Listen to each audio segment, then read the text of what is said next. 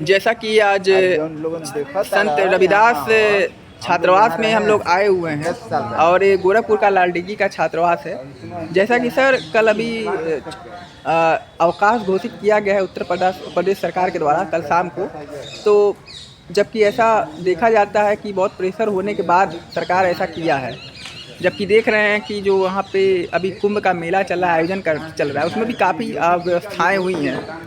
इसके बाद कल बहुत सोच विचार कर कल यहाँ पे छुट्टी घोषित किया है। तो पहले उसके संबंध में आप क्या कहना चाहेंगे?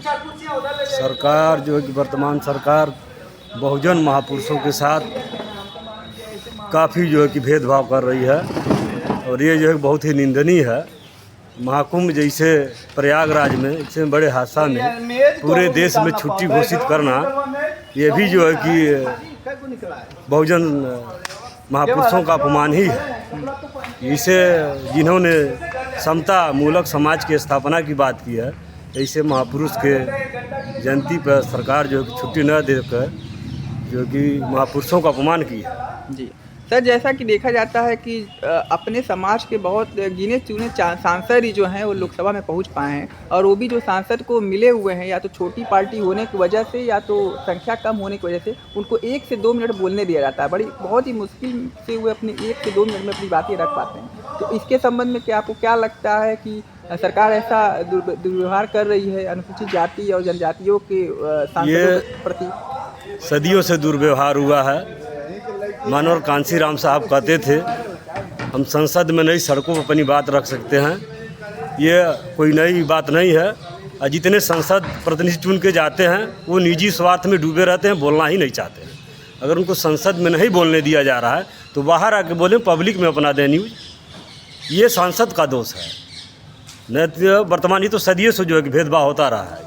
जैसा कि सर उत्तर प्रदेश सरकार ने और उत्तराखंड ने इस पर अवकाश घोषित किया है लेटर जारी करके, तो इसके संबंध में समाज और आपकी क्या प्रतिक्रिया है? क्या बाकी प्रदेश के सरकारों ने जो छुट्टी घोषित किया उनका हम सम्मान करते हैं। और रही बात अन्य प्रदेश में जो सरकारें कदम नहीं उठाई हैं, वो सरकार कहीं न कहीं से घृणित मानसिकता से काम कर रही है, इसलिए जो है वो छुट्टी घोषित नहीं की। तो ये जो संत रविदास जी ग्रुप हैं, वो उनका योगदान और उत्थान के विषय में आप क्या अपनी बात रखना चाहेंगे? संत रविदास जी का समाज में बहुत बड़ा योगदान रहा है। उन्होंने समता मूलक समाज की बात की है, सबको समान रूप से दर्जा वो भी मिला। उनके तमाम जो है कि लेखनी है। और संत रविदास जी के सिलेबस में भी जहाँ तक कि वर्तमान सरकारें जो है कि कटौती कर दिया है, इसलिए पब्लिक जो है उनकी जीवनी को नहीं पढ़ पा रही है। और वर्तमान परिवेश में जो छात्र हैं वो भी नहीं समझ पा रहे हैं कि संत रविदास क्या है। जैसा कि सर देखिए आपकी दिल्ली का जो तुगलकाबाद बात का जो वहाँ पे रविदास मंदिर रही हो, बाकी और भी जगह रही हो, तो वहाँ पे बहुत सारी मंदिरें तोड़ दी गई हैं और जो कि पहले से 500 साल पुरानी मंदिरें चली आ रही हैं। तो इस संबंध में सरकार देखिए, क्या आपको लगता है कि सरकार को इस पर सकारात्मक कदम लेना चाहिए? संत रविदास के जो भी तीर्थ स्थल हैं या तो मंदिरें हैं, उसका रख रखाव ठीक तरीके से करना चाहिए। सरकार की जिम्मेदारी है, जनता ने चुन के भेजा है। सरकार की सबकी मंदिर से लेकर सबकी जिम्मेदारी है सरकार को सुरक्षा प्रदान करना।